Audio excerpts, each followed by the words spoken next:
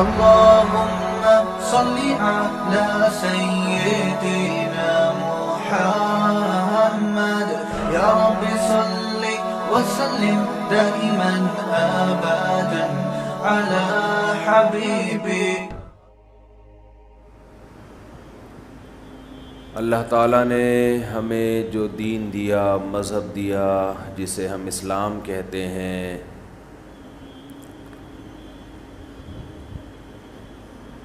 اس نے ہمیں بتایا اپنی کتاب میں کہ اللہ یہ چاہتے ہیں کہ انسان کا اللہ سے تعلق قائم رہے، اللہ سے محبت رہے، اس کو ایک تعلق رہے.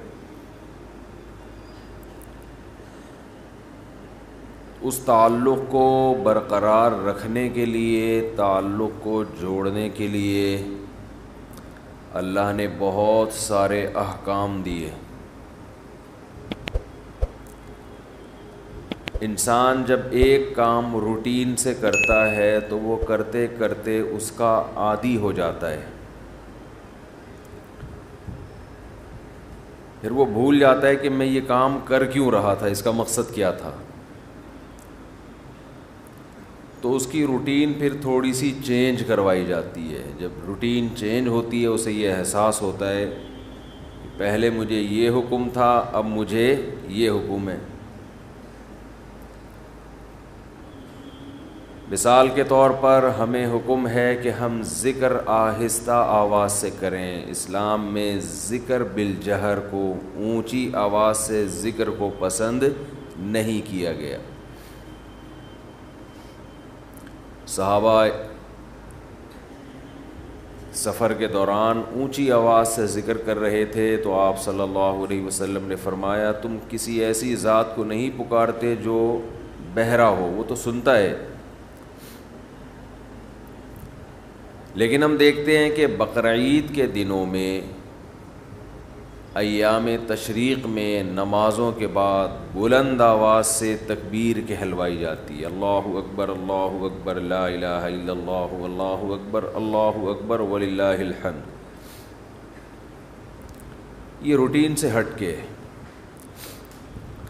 اس سے کیا ہوتا ہے، جیسے ہی تکبیر کی صدائیں گونجتی ہیں ایک دم ہمیں احساس ہوتا ہے یہ کیا ہوئی ہے، یہ کیا ہو رہا ہے. ایسے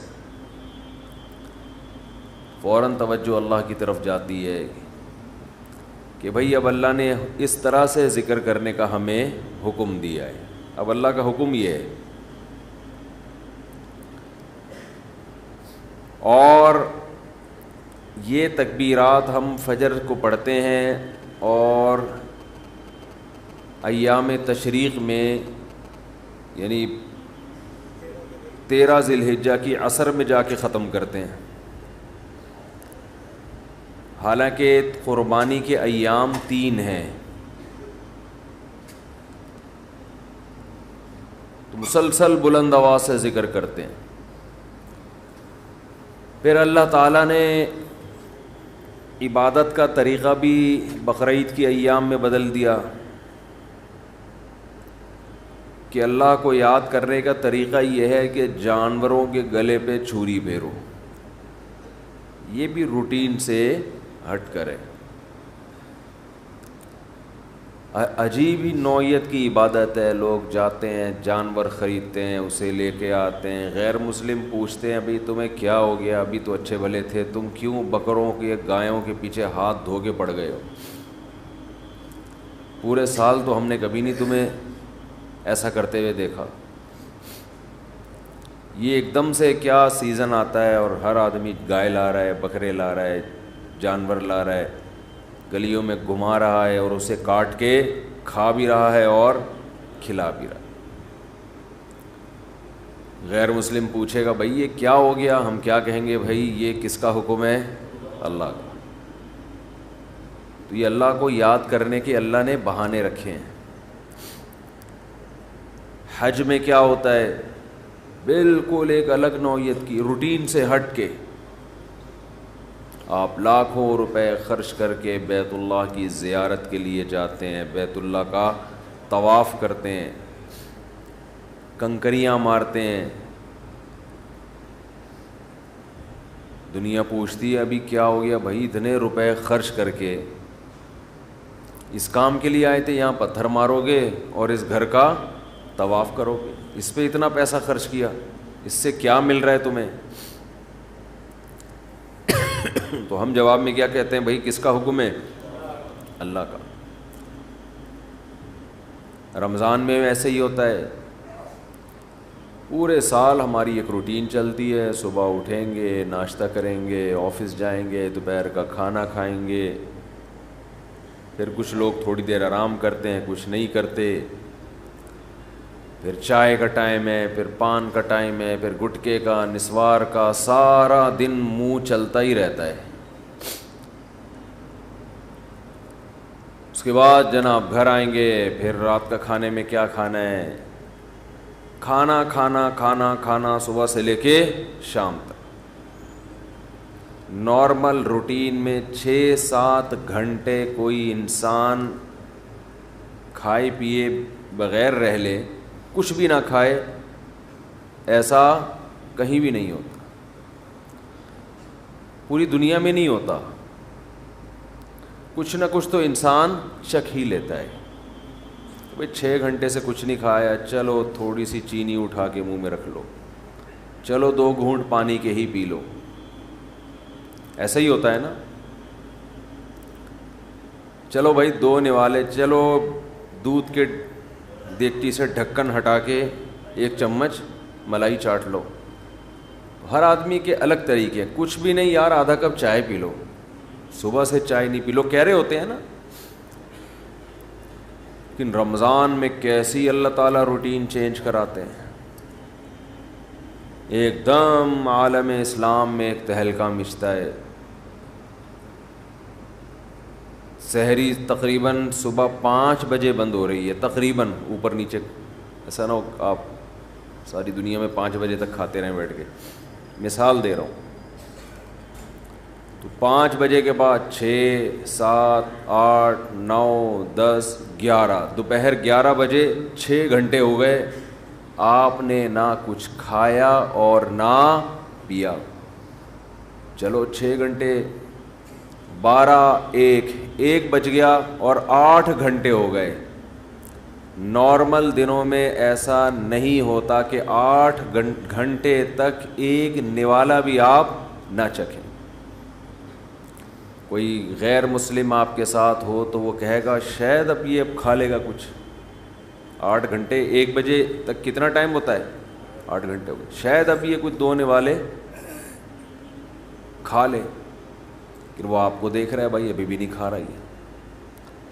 ویسے تو جائیدادیں کھا جاتا تھا، ہے بھائی، جو چیز کھانے کی نہیں بھی ہوتی تھی وہ بھی کھاتا تھا، اور اب پتہ نہیں کیا ہو گیا اس کو۔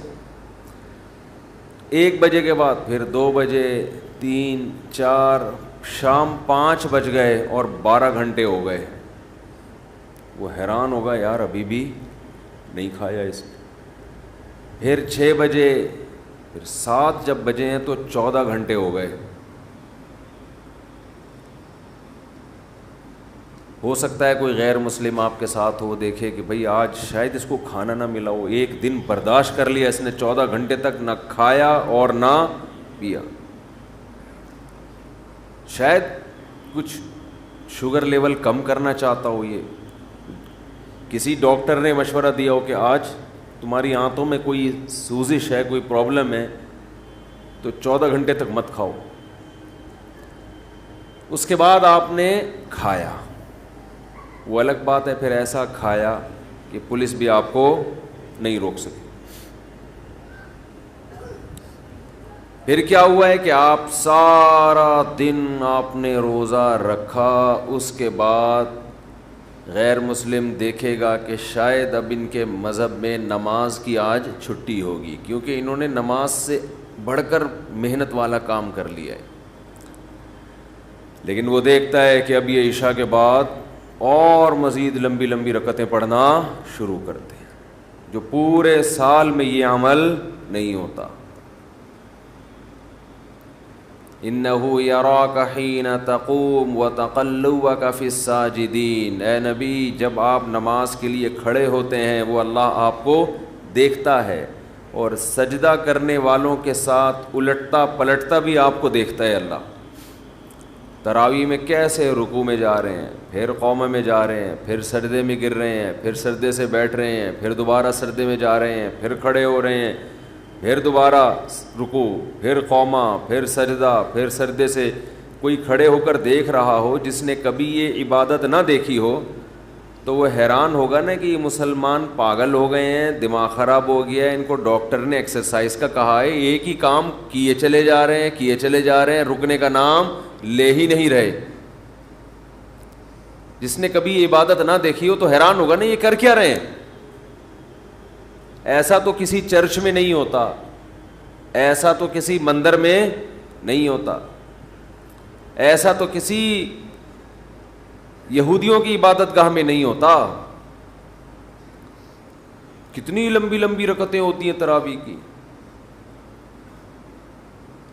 تو کوئی غیر مسلم دیکھ رہا ہو کہ آج انہوں نے یہ کام کیا 14 گھنٹے, شاید کسی ڈاکٹر نے مشورہ دیا ہو, پھر دیکھتے ہیں اگلے دن پھر اٹھے یہ اسی ٹائم پہ ہے بھائی, پھر 4:45 بجے تک کھایا, اس کے بعد پھر کھانے پینے سے رک گئے, اب پھر 6 گھنٹے ہو گئے کچھ نہیں کھا رہے, 7 گھنٹے ہو گئے, اس نے سوچا اب 8ویں پہ شاید کھا دیں, 9 گھنٹے ہو گئے, 10 گھنٹے ہو گئے, 11 گھنٹے ہو گئے, 12 گھنٹے ہو گئے, 13 گھنٹے ہو گئے, 14 گھنٹے کے بعد جا کے پھر کھایا. تو وہ کہے گا یہ باولے ہو گئے ہیں, یہی کہے گا نا, ان کا دماغ کیا ہو گیا ہے. یار ایک دن ڈاکٹر مشورہ دیتا ہے, 2 دن دیتا ہے, پھر وہی تراویح. وہی مریخ سے آیا ہوا تھا نا کوئی جس کو پتہ نہیں تھا رمضان کا, اگلے دن دیکھا پھر وہی. ویسے تو بڑے بدماش ہیں یہ, ایک نہیں مانتے خدا کی, لیکن اب انہیں پتہ نہیں کیا ہو گیا ہے. پھر تیسرے دن, پھر چوتھے دن, پھر 5ویں دن بھی وہی روٹین, 6ٹھے دن بھی وہی روٹین. اس نے کہا اب یہ نارمل روٹین پہ آئیں گے, کل سے ان کا ناشتہ شروع. تو 2 دن نہیں, 3 دن نہیں, 4 دن نہیں, 5 دن, 6 دن, 7ویں دن بھی ویسے ہی, 8ویں دن بھی ویسے ہی, 9ویں دن بھی, 10, 11, 12, 13, 14, 15, 16, بالآخر جا کے 29 یا 30 دن تک یہی کرتے رہتے ہیں.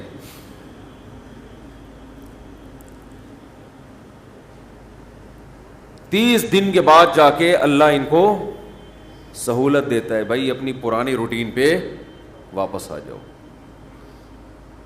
یہ بھی کیا ہے, اللہ اپنے بندوں کو اپنا آپ یاد دلاتا رہتا ہے. کوئی ہم سے پوچھے گا تمہیں کیا ہو گیا, اچھے بھلے تم صبح سو کے اٹھتے تھے, ناشتہ کرتے تھے, کوئی صبح صبح نسوار لگا رہا ہے, کوئی صبح صبح پان کی طرف جا رہا ہے, کوئی گٹکے کی طرف جا رہا ہے, کوئی چائے پی رہا ہے, یہ کیا ہو گیا تمہیں؟ تو ہم جواب میں کیا کہتے ہیں, بھائی یہ کیوں کر رہے ہیں ہم, کس کا حکم ہے؟ اللہ کا حکم. تو اللہ اپنے آپ کو یاد رکھوانے کے لیے ہم سے یہ کام کرواتا ہے. سمجھ میں آ رہی ہے بات کہ نہیں آ رہی ہے؟ اللہ چاہتا ہے کہ میں یاد رہوں تمہیں. آپ کہہ سکتے ہیں کہ بھئی ہم نماز پڑھتے تھے پورے سال تو اللہ کو یاد رکھتے تھے نا, فجر بھی پڑھ رہے ہیں, ظہر بھی پڑھ رہے ہیں, عصر بھی, تو بس کافی ہے نا. کافی اس لیے نہیں ہے کہ یہ چیز نمازی کے لیے ایک روٹین کی چیز بن جاتی ہے, یہ عادت پڑ جاتی ہے, وہ بھول جاتا ہے. وہ سمجھتا ہے کہ جیسے بچے اسکول جاتے ہیں نا,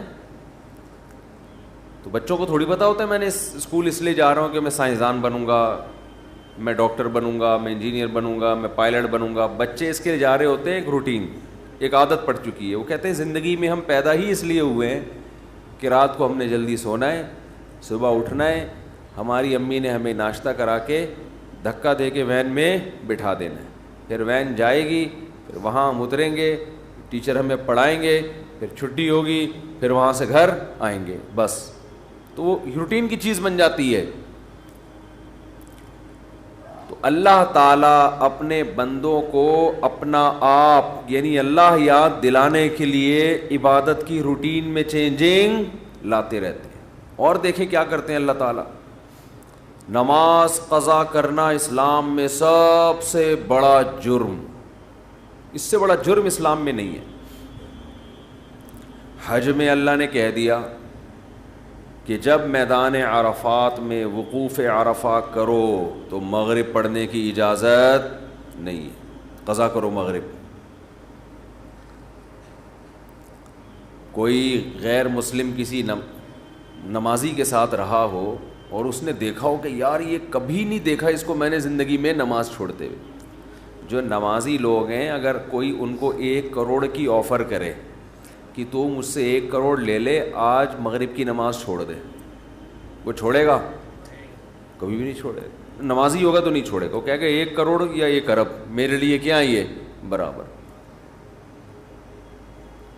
لیکن وہ دیکھ رہا ہے غیر مسلم کہ یار یہ حج کرنے گیا ہے وہاں اللہ کو راضی کرنے, لاکھوں روپے خرچ کر کے, اور عرفات میں مغرب اس نے پی گیا, یہ مغرب پی گیا, یہ ہے بھائی پڑھ ہی نہیں رہا. اس سے پوچھو کیوں نہیں پڑھ رہا؟ بھائی مزدلفہ میں جا کے عشاء کی نماز جب ہوگی تو اس کے ساتھ پڑھوں گا. بھائی تو کروڑوں روپے کی تجھے آفر کی تھی اور تو پھر بھی نہیں, تو نے چھوڑے تھا, تو اب کیوں چھوڑ دیا؟ اب تو یہاں آیا ہی خدا کی عبادت کے لیے, اب تو تجھے اور خشوع خضوع سے پڑھنی چاہیے. جواب میں آپ کیا کہیں گے؟ بھائی اللہ کا حکم ہے. تو یہاں بھی اللہ اپنے آپ کو یاد کروانے کے لیے ہم سے مغرب کی نماز قضا کروا رہا ہے, تاکہ احساس رہے ہم پڑھتے جب تھے نا تو روٹین کی وجہ سے نہیں, اللہ کی وجہ سے پڑھتے تھے. لہذا جب وہ کہے گا نہیں پڑھو, چھوڑیں گے ہم. پھر سمجھتے ہو کہ نہیں سمجھتے؟ نہیں سمجھتے نا, مسئلہ سارا یہی ہے. اگر سمجھتے ہوتے تو پہلے سے سمجھ کے بیٹھے ہوئے ہوتے. ہم یہ سمجھتے ہیں کہ یہ کلچر کا حصہ ہے, یہ رمضان اور بقرعید اور نہانا دھونا جمعے کے دن, یہ کلچر کا حصہ ہے. یہ کلچر نہیں ہے بھائی, یہ اللہ چاہتا ہے کہ میرے بندے مجھے یاد رکھیں. سب کی بیس اور روح یہ ہے کہ اللہ کو بندوں سے اتنا تعلق ہے کہ اللہ چاہتے ہیں میرے بندے دنیا میں جانے کے بعد مجھے بھولیں نہیں.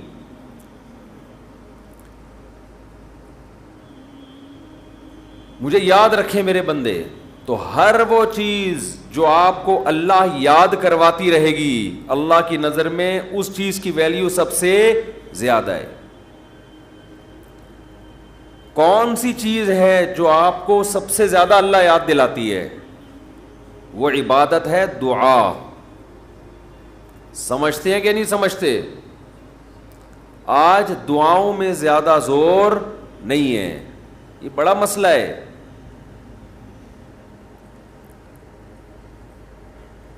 بھائی کچھ نہ کچھ وقت نکال کے ہاتھ اٹھا کے اللہ کے سامنے گڑ گڑایا کریں.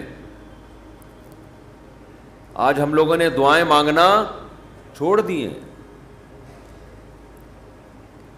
جب انسان اللہ کے سامنے دعا مانگتا ہے وہ اللہ سے باتیں کرتا ہے, اگر توجہ سے دعا مانگے. دعا ایسی چیز ہے کہ یہ اللہ اور بندے کا جتنا مضبوط کنیکشن بناتی ہے, اتنا کنیکشن دنیا کی کوئی اور عبادت نہیں بناتی.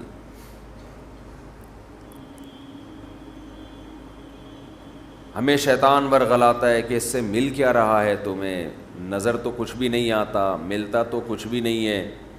یہ شیطان کا بہت بڑا دھوکہ ہے, وہ بندے اور اللہ کے تعلق کو مضبوط نہیں ہونے دیتا. حضرت عمر رضی اللہ تعالی عنہ فرمایا کرتے تھے کہ مجھے اس کی زیادہ فکر نہیں ہوتی کہ میری دعائیں قبول ہو رہی ہیں کہ نہیں ہو رہی, مجھے زیادہ فکر اس کی ہوتی ہے کہ دعائیں مانگنے کی توفیق مل رہی ہے کہ نہیں مل رہی. دعائیں مانگنے کی توفیق مل رہی ہے تو اس کا مطلب قبول ہو رہی ہیں. تو فوکس تو اس کو کرو کہ دعا مانگ رہے ہیں کہ نہیں مانگ رہے. یہ کیسے ہو سکتا ہے کہ اس احکم الحاکمین کے سامنے ہاتھ اٹھاتے ہوں اور وہ خالی ہاتھ واپس کرتا ہو. تو آج دعاؤں میں جان ختم ہو گئی, دعائیں مانگنا چھوڑ دی. یہ جو میں نے قرآن کی آیت پڑھی ہے, رمضان اور دعا کا آپس میں بہت گہرا تعلق ہے, بہت گہرا. جب انسان اللہ کے لیے کوئی عبادت کرتا ہے, کوئی قربانی دیتا ہے, اللہ کا نام قرآن میں ہے شکور, قدردان. شکور کسے کہتے ہیں؟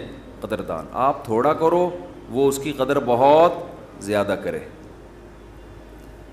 کچھ لوگ ناقدرے ہوتے ہیں نا, آپ کچھ بھی کر لیں ان کے لیے, کہتے ہیں نا ناقدرہ ہے, میری بات کو ویلیو ہی نہیں دیتا, میرے احسان کو ویلیو ہی نہیں دیتا. اس لیے علماء کہتے ہیں کہ افطار کے وقت دعا کرنی چاہیے. کیوں؟ آپ نے سارا دن اللہ کے لیے ایک قربانی دی ہے. یہ بڑی بات ہے. آپ کی نظر میں شاید اس کی ویلیو نہ ہو, اللہ کی نظر میں اس کی بڑی ویلیو ہے کہ میرا بندہ نے مجھے دیکھا نہیں ہے اور اس نے سارا دن میرے لیے کھانا پینا چھوڑ دیا. کیا کر رہے ہیں؟ ہاں یہ مکھی تنگ کر رہی ہے, لیکن اتنا ایسے نہ پکڑیں کہ مکھی سے زیادہ آپ تنگ کرنا شروع کر دیں.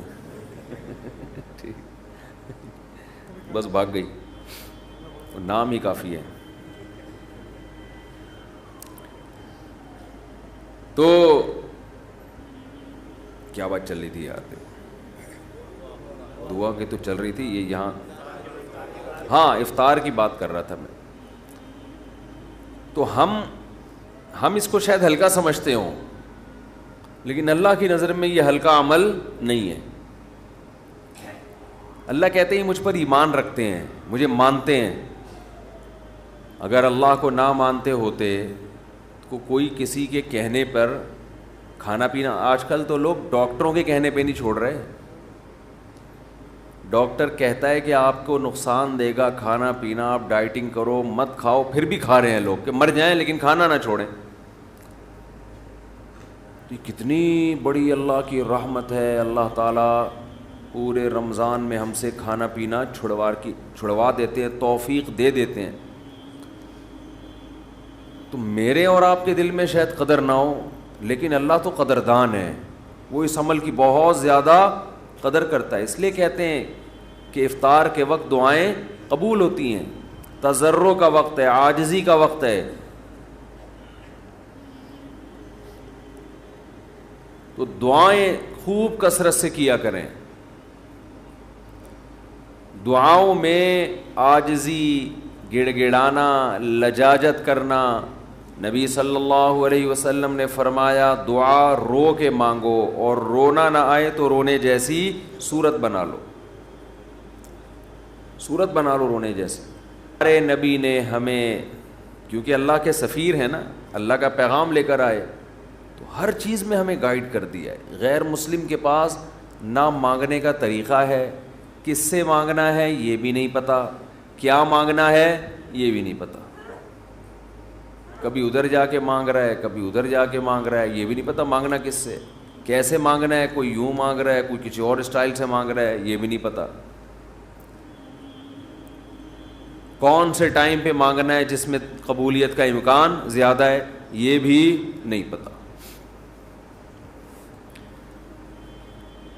تو اللہ کے حبیب صلی اللہ علیہ وسلم نے ہمیں یہ بھی بتایا مانگنا کیا ہے, یہ بھی بتایا کس ٹائم پہ مانگنے کی فضیلت زیادہ ہے, اور یہ بھی بتایا مانگنا کیسے ہے, دل کی کیفیت کیا ہونی چاہیے, ظاہر کی کیفیت کیا ہونی چاہیے. مفتی طارق مسعود صاحب کے بیانات سننے کے لیے youtube.com/مفتی طارق مسعود کو سبسکرائب کریں, اور اگر آپ لائیو ویڈیو کو کبھی بھی مس نہیں کرنا چاہتے ہیں تو سبسکرائب کرنے کے بعد بیل آئیکن پہ کلک کرنا مت بھولیں. جزاک اللہ.